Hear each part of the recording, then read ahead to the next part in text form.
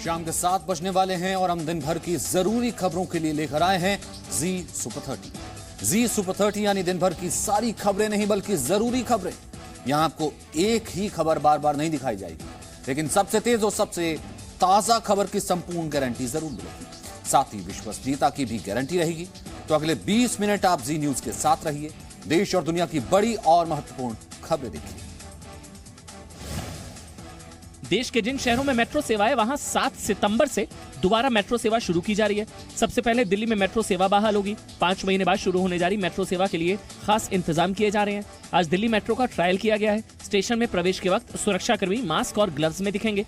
Station में प्रवेश से पहले यात्रियों के लिए गाइडलाइंस हैं, जिनका पालन करना अनिवार्य होगा। इस वक्त मैं राजीव चौक मेट्रो स्टेशन पर हूँ और यहाँ की तस्वीर आपको दिखाते हैं। एंट्री और एग्जिट को बिल्कुल अलग कर दिया गया है। अब आप सीढ़ियों से एग्जिट नहीं कर पाएंगे और अगर आपको एंट्री करनी है तो आपको सीढ़ियों का इस्तेमाल करना होगा और एग्जिट के लिए आपको एस्केलेटर्स का इस्तेमाल करना होगा। स्टेशन के अंदर यात्रियों से सोशल डिस्टेंसिंग का पालन करने की अपील की जाएगी। यात्रियों की थर्मल स्कैनिंग भी की जाएगी। साथ ही यात्रियों के सामानों को भी सैनिटाइज किया जाएगा। प्लेटफॉर्म पर यात्री सोशल डिस्टेंसिंग का पालन करें, इसके लिए लाल निशान लगाए गए हैं। अब मेट्रो यात्रियों को सुरक्षाकर्मी छूकर चेकिंग नहीं करेंगे। मशीन के साथ दूर से यात्रियों की चेकिंग होगी। मेट्रो ट्रेन के अंदर यात्रियों को एक सीट छोड़कर बैठना होगा। सोमवार से जो मेट्रो है उसकी यात्रा आम लोगों के लिए शुरू हो जाएगी और अब जो लोग हैं वो अब मेट्रो में यात्रा कर पाएंगे। हम आपको वो जो तस्वीर है मेट्रो के कोचेस के अंदर की वो दिखा रहे हैं कि किस तरह से आपकी यात्रा को संक्रमण मुक्त रखा जाए, उसकी तैयारी दिल्ली मेट्रो ने पूरी कर ली है। इसलिए सीट पर स्टिकर लगाए गए हैं। थोड़ी थोड़ी देर में स्टेशन और मेट्रो ट्रेन को भी सैनिटाइज किया जाएगा। 7 सितंबर को दिल्ली मेट्रो की येलो लाइन सेवा की शुरुआत होगी। पहले दिन सिर्फ येलो लाइन की समयपुर वादली और हुडा सिटी सेंट्रल मेट्रो सेवा शुरू होगी। इसके बाद चरणबद्ध तरीके से मेट्रो के अलग अलग रूट पर सेवाएं शुरू होंगी। ऐसे में अगर आप दिल्ली मेट्रो के यात्री हैं तो आपके लिए कुछ बातें जानना जरूरी है। सभी यात्रियों के लिए फेस कवर या मास्क पहनना अनिवार्य होगा। यात्रियों को अब घर से एक्स्ट्रा टाइम लेकर निकलना होगा। मेट्रो यात्री 30 ml से ज्यादा हैंड सैनिटाइजर नहीं ले जा सकेंगे। मेट्रो फीडर बस सर्विस नहीं चलेगी। मेट्रो स्टेशन पर 1 या 2 गेट से ही एंट्री मिलेंगी। कोरोना के लक्षणों या बुखार वाले यात्रियों को मेट्रो में एंट्री नहीं मिलेगी। यात्रियों को टोकन से नहीं, सिर्फ स्मार्ट कार्ड से यात्रा करनी होगी। मेट्रो स्टेशन के अंदर दुकानें जरूर खुलेंगी, लेकिन लोगों को सोशल डिस्टेंसिंग का पालन करना होगा।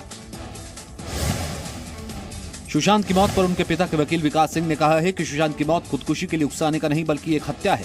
वकील विकास सिंह ने दावा किया है कि सुशांत के परिवार को भी हत्या का शक है। परिवार को बड़ा गंभीर शक है कि शायद ये सुसाइड नहीं, क्योंकि हमारा जो एफआईआर था वो अबेटमेंट टू सुसाइड था। लेकिन अब जिस तरह की बातें आ रही हैं, अब लग रहा है कि शायद ये सुसाइड नहीं, अबेटमेंट टू सुसाइड नहीं बल्कि बहुत गंभीर अपराध शायद मर्डर का है। कल ही सुशांत के परिवार की ओर से रिया चक्रवर्ती पर आरोप लगाए गए थे कि रिया चक्रवर्ती ने सुशांत की बीमारी के बारे में परिवार को कुछ भी नहीं बताया था। वहीं सुशांत सिंह केस की जांच कर रही सीबीआई के सामने आज एक बार फिर से रिया के पिता इंद्रजीत चक्रवर्ती की पेशी हुई। इसके अलावा सुशांत के दोस्त सिद्धार्थ पिठानी, कुक केशव और नीरज के अलावा सुशांत के घरेलू सहायक दीपेश सावंत भी सीबीआई के सामने पेश हुए। बॉम्बे हाईकोर्ट ने सुशांत सिंह केस की जांच की कवरेज कर रही मीडिया को संयम बरतने की अपील की है। मुंबई पुलिस के पूर्व अधिकारियों ने सुशांत सिंह केस की जांच की कवरेज पर रोक लगाने की याचिका दी थी। सुशांत सिंह केस की जांच कर रही सीबीआई ने आज दिशा सालियान मामले की भी जांच शुरू कर दी है। दिशा सालियान सुशांत की पूर्व मैनेजर थीं और 8 जून को उनकी संदिग्ध मौत हो गई थी। सीबीआई ने आज कॉर्नरस्टोन्स कंपनी के मालिक बंटी सचदेवा से पूछताछ की। दिशा सालियान कॉर्नरस्टोन्स कंपनी में काम करती थी। ये कंपनी कई बॉलीवुड सेलिब्रिटीज का काम देखती है। जब दिशा सालियान की मौत हुई तब सुशांत का नाम भी उससे जोड़ा गया था। सीबीआई जांच का आदेश देते वक्त सुप्रीम कोर्ट ने कहा था कि सीबीआई जरूरत पड़ने पर दिशा की मौत की जांच भी कर सकती है। रिया चक्रवर्ती और शौविक चक्रवर्ती ड्रग्स केस में नारकोटिक्स ब्यूरो ने अब्बास नाम के एक और ड्रग्स सप्लायर को गिरफ्तार किया है। ड्रग्स सप्लायर जैद विलात्रा को मुंबई की कोर्ट ने एनसीबी की रिमांड पर भेज दिया। कोर्ट ने जैद को नारकोटिक्स ब्यूरो की 6 दिन की रिमांड पर भेजा है। सूत्रों के मुताबिक शुरुआती पूछताछ में जैद ने कई लोगों का नाम लिया है जो उससे ड्रग्स खरीदते थे। जैद के अलावा ड्रग्स सप्लायर बासित परिहार को भी कोर्ट में पेश किया गया। एनसीबी को जांच के दौरान शौविक चक्रवर्ती के कुछ और व्हाट्सएप चैट इसमें शौविक अपने दोस्तों को ड्रग्स सप्लाई करने वालों का नंबर साझा कर रहा था। नारकोटिक्स ब्यूरो जल्द ही शौविक चक्रवर्ती और सैमुअल मिरांडा को पूछताछ के लिए समन भेज सकती है। अभिनेत्री कंगना रनौत और शिवसेना नेता संजय राउत के बीच जुबानी लड़ाई आज और आगे बढ़ गई। कंगना ने संजय राउत पर गंभीर आरोप लगाए हैं। कंगना रनौत ने ट्वीट करके कहा कि शिवसेना नेता संजय राउत ने उन्हें खुली धमकी दी है कि कंगना अब कभी वापस मुंबई न लौटें। कंगना ने ट्वीट में लिखा कि मुंबई पाकिस्तान के कब्जे वाले कश्मीर की तरह क्यों लग रही है। दरअसल पिछले दिनों कंगना रनौत ने कहा था कि उन्हें मुंबई पुलिस की सुरक्षा नहीं चाहिए, जिसके जवाब में शिवसेना के मुखपत्र सामना में बिना कंगना रनौत का नाम लिए लिखा गया कि अभिनेत्री मुंबई में रहती हैं, इसके बावजूद शहर की पुलिस की आलोचना करना विश्वासघात और शर्मनाक है। एलएसी पर चीन के साथ तनाव के बीच सेना अध्यक्ष जनरल मनोज मुकुंद नरवणे लद्दाख पहुंचे। 2 दिन के दौरे पर आज लद्दाख पहुंचे सेना प्रमुख ने सीमा पर सैन्य तैयारियों की समीक्षा की। चीन से तनाव के बीच आर्मी चीफ ने जवानों को सतर्क रहने के निर्देश दिए। कल भी जनरल नरवणे लद्दाख में मौजूद रहेंगे। लद्दाख के पैगोंग में वास्तविक नियंत्रण रेखा यानी एलएसी पर बीते 4 दिनों में भारतीय सेना ने चीन के सैनिकों की 2 बार अतिक्रमण की कोशिशों को नाकाम कर दिया। चीन से लगने वाली उत्तरी सीमा पर आर्मी चीफ सैन्य तैयारियों की समीक्षा कर रहे थे, तो पश्चिमी सीमा पर वायुसेना की तैयारियों को वायुसेना प्रमुख आरकेएस भदौरिया ने परखा। Air chief marshal RKS Bhadauria ने बुधवार को पश्चिम बंगाल में हासीमारा और कलाईकोंडा एयरबेस का दौरा किया। चीन से तनाव के बीच भारत एलएसी पर सर्दियों में भी तैनाती कम नहीं करेगा।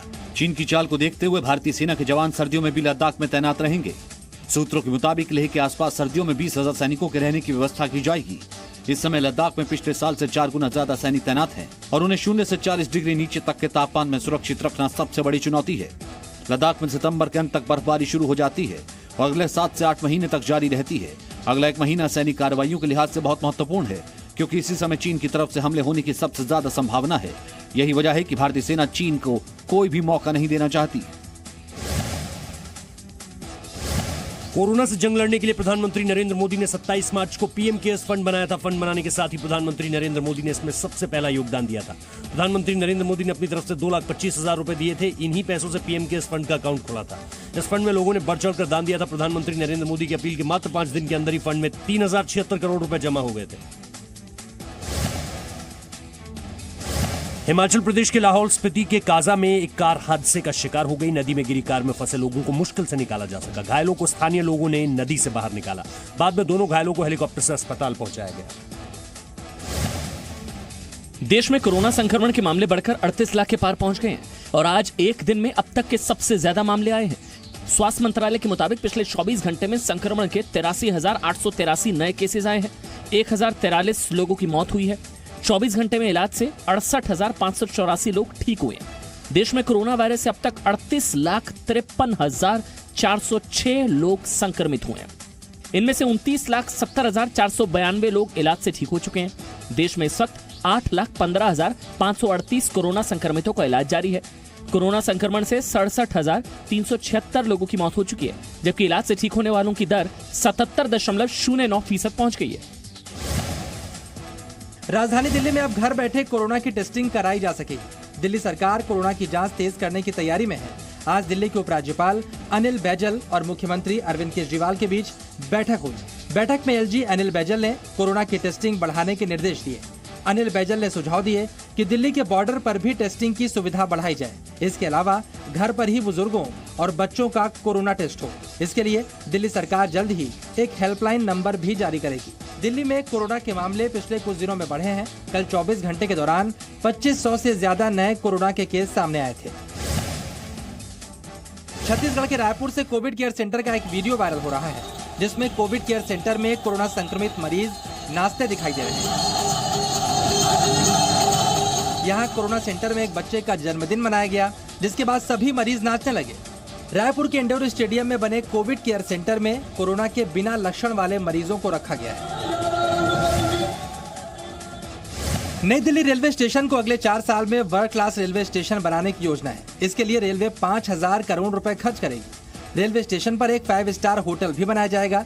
रेलवे स्टेशन के पास 5,000 गाड़ियों के लिए मल्टी लेवल पार्किंग के इंतजाम किए जाएंगे। रेलवे स्टेशन के अंदर कॉमर्शियल कॉम्प्लेक्स भी बनाया जाएगा। नई दिल्ली रेलवे स्टेशन को एक मल्टी मॉडल ट्रांसपोर्ट हब बनाया जाएगा, जहां से ट्रेन के अलावा मेट्रो और बस की सुविधा भी मिलेगी। हम लोग जो इसका पूरा रीमॉडलिंग करने जा रहे हैं, रीडेवलपमेंट करने जा रहे हैं। अत्याधुनिक यात्री सुविधाओं के साथ साथ यहाँ कमर्शियल स्पेस डेवलप किया जाएगा, होटल स्पेस होगा ऑफिस स्पेस भी डेवलप किया जाएगा। जम्मू कश्मीर के रजौरी में पाकिस्तान की गोलीबारी में शहीद हुए जवान का पार्थिव शरीर आज उनके पैतृक गांव पहुंचा। पंजाब के होशियारपुर में शहीद सूबेदार राजेश कुमार को सैन्य सम्मान के साथ अंतिम विदाई दी गई। सेना के जवानों ने गार्ड ऑफ ऑनर देकर शहीद राजेश कुमार को श्रद्धांजलि दी। पैतृक गांव में शहीद की अमर यात्रा में सैकड़ों लोग शामिल हुए और भारत माता की जय, वंदे मातरम के नारे लगाए गए। शहीद राजेश कुमार की बेटी ने कहा कि उसे अपने पिता की शहादत पर गर्व है।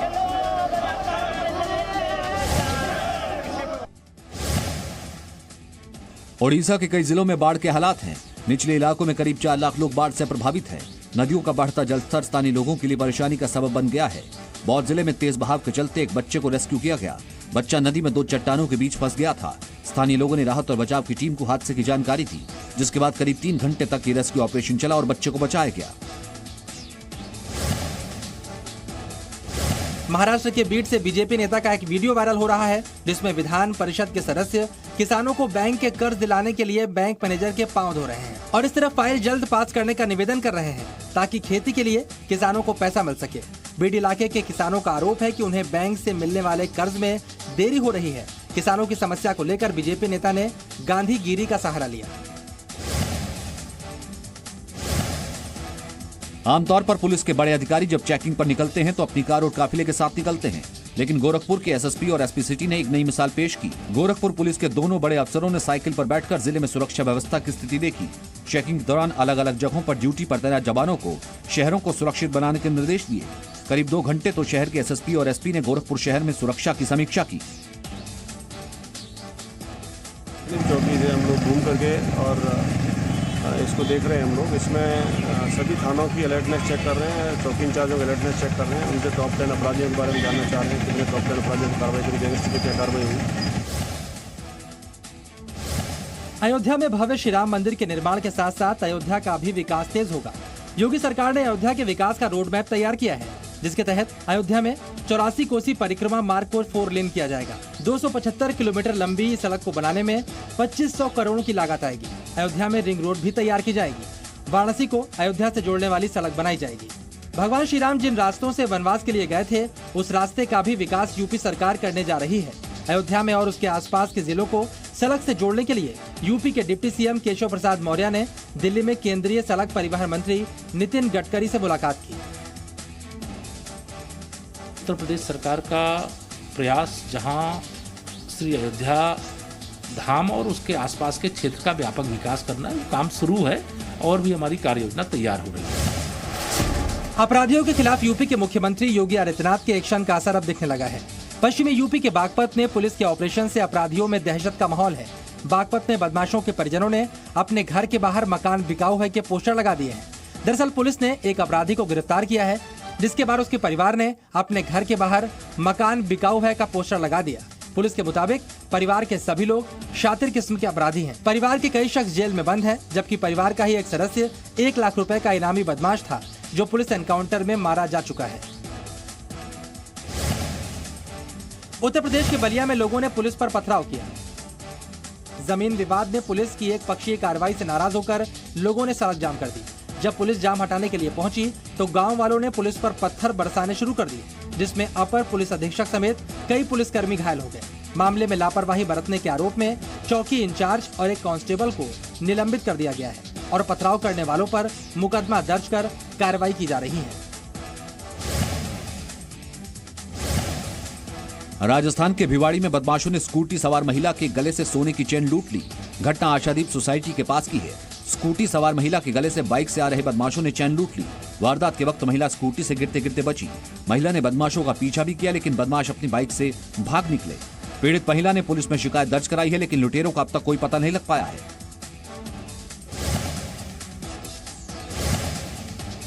आगरा में एक राज्य स्तर की महिला खिलाड़ी के साथ अभद्रता की गई। खिलाड़ी राधा ठाकुर ने हमले का वीडियो बनाया। स्थानीय थाने ने मामले को खत्म करने की कोशिश की, जिसके बाद आरोपियों ने महिला खिलाड़ी को जान से मारने की धमकी भी दी। घटना की जानकारी एसएसपी आगरा को दी गई। मामले में एफआईआर दर्ज होने के बाद 2 आरोपियों को गिरफ्तार कर लिया गया है। यूपी के मथुरा में दो पक्षों के बीच खूनी संघर्ष हो गया। दोनों पक्षों ने एक दूसरे पर पथराव किया और पेट्रोल बम से हमला किया। हिंसक झड़प में दोनों पक्षों के दर्जनों लोग घायल हुए। विवाद फुटपाथ पर दुकान लगाने को लेकर शुरू हुआ था, जो देखते देखते मारपीट में बदल गया। पुलिस ने इस मामले में 17 लोगों के खिलाफ FIR दर्ज की है। इस केस में अब तक 7 लोगों को गिरफ्तार किया गया है। झारखंड के पश्चिम सिंहभूम के नक्सल प्रभावित इलाकों में हथियार बरामद किए गए हैं, जिसके बाद झारखंड पुलिस मामले की जांच में जुट गई है। यह हथियार झारखंड के जंगलों तक कहां से आए हैं? Presenting B News app, available on Google Play and App Store. Download it now.